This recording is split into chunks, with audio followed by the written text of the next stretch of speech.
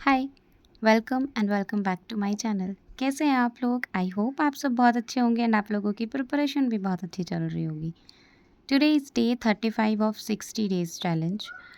आज मैंने सबसे पहले अपनी टू डू लिस्ट बनाई और टू डू लिस्ट में मैंने जो भी टास्क रखे हैं मैं पूरी कोशिश करूँगी कि एंड तक वो कंप्लीट कर पाऊँ। लेट्स सी कंप्लीट हो पाते हैं या नहीं। आज सबसे पहले जो मैंने टास्क कंप्लीट किया दैट इज़ क्वांट्स। क्वांट्स का सबसे पहले मैंने प्रीलिम्स का सेक्शनल मॉक लगाया, क्योंकि आज मैंने सोचा था कि प्रीलिम्स का कोई भी मॉक नहीं मुझे अटेम्प्ट करना है, बट मुझे लगता है कि क्वांट्स में मुझे थोड़ी सी और इम्प्रूवमेंट की ज़रूरत है। दैट्स वाई मैंने क्वांट्स का सेक्शनल मॉक लगाया और क्वांट्स के सेक्शनल मॉक लगाने के बाद मैंने पीडीएफ से कुछ क्वेश्चंस की प्रैक्टिस की एंड मिसलेनियस क्वेश्चंस की मैंने मेंस की भी प्रैक्टिस की साथ में ही। तो मैं आज अराउंड 3:30 उठ गई एंड 3:30 से अराउंड 6 o'clock तक आज मैंने क्वांट्स ही सॉल्व किया है, क्योंकि क्वांट्स के मिसलेनियस मेंस के जो थे वो काफ़ी लेंदी थे और उसमें बहुत ज़्यादा कंफ्यूजिंग इक्वेशंस भी बन रही थी जिसको सॉल्व करने में बहुत ज़्यादा टाइम लग रहा था। इसलिए मैंने आज जो भी जितने भी क्वेश्चंस मैंने स्टार्टिंग में सोचा था कि ये मुझे कंप्लीट करने हैं वो मैंने आज कंप्लीट किए ही। तो वो अराउंड मुझे 3 and 3.5 hours लग ही गए क्वांट्स में। तो उसके बाद फिर हम लोग मंदिर गए।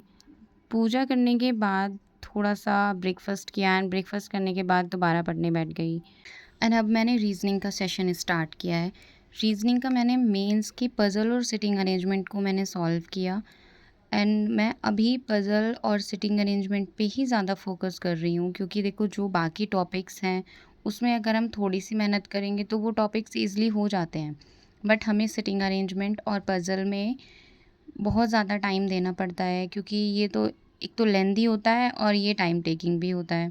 तो इसकी प्रैक्टिस ज़्यादा से ज़्यादा करनी इम्पॉर्टेंट है। तो इसलिए मैं सबसे ज़्यादा सिर्फ मेंस की पज़ल और सिटिंग अरेंजमेंट पे ही फ़ोकस करती हूँ। मिसलेनियस क्वेश्चंस ऐसा नहीं है कि मैं करती नहीं हूँ, कर लेती हूँ, लेकिन ज़्यादा अभी मैं सिर्फ पज़ल और सिटिंग अरेंजमेंट ही सॉल्व कर रही हूँ।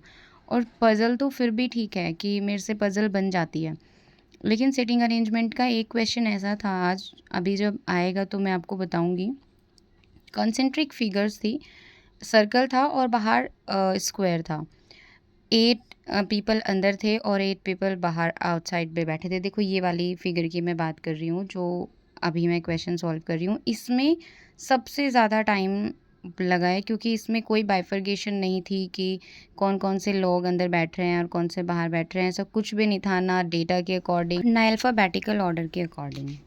कुछ भी बाइफरकेशन नहीं था। तो इस टाइप के क्वेश्चंस की मैं और ज़्यादा प्रैक्टिस करूँगी ताकि ये क्वेश्चन मैं ईज़िली कर पाऊँ।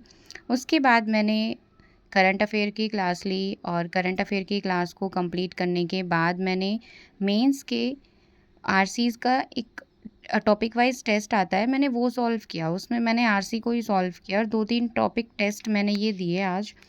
जो मैं अभी कर रही हूँ इसमें 6 क्वेश्चन का आरसी है ये और इसमें 7 मिनट्स का टाइम था। एसबीआई पीयू मेंस का ही है ये, ऐसे टॉपिक वाइज टेस्ट में आया हुआ था जो भी टेस्ट मैंने परचेज़ किया हुआ है। और इसमें मेरे 6 क्वेश्चन में से 4 क्वेश्चंस करेक्ट थे।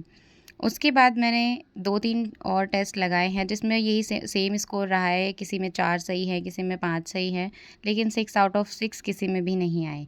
उसके बाद बैंकिंग अवेयरनेस की, और अभी मैं बैंकिंग अवेयरनेस को ज़्यादा टाइम नहीं दे रही हूँ, सिर्फ 45 मिनट्स या 1 आवर ही मैं बैंकिंग अवेयरनेस को दे रही हूँ। आई थिंक ये इनफ है, क्योंकि मुझे रिवाइज़ ही करना होता है, क्योंकि नोट्स तो मैंने बनाए रखे हैं। तो मैं बैंकिंग अवेयरनेस की क्लास कभी-कभी लेती हूँ, जिससे कि मेरा जो भी पुराना पार्ट है वो रिवाइज़ हो जाए। अदरवाइज़ मैं अपने नोट्स से ही रिवाइज़ कर लेती हूँ।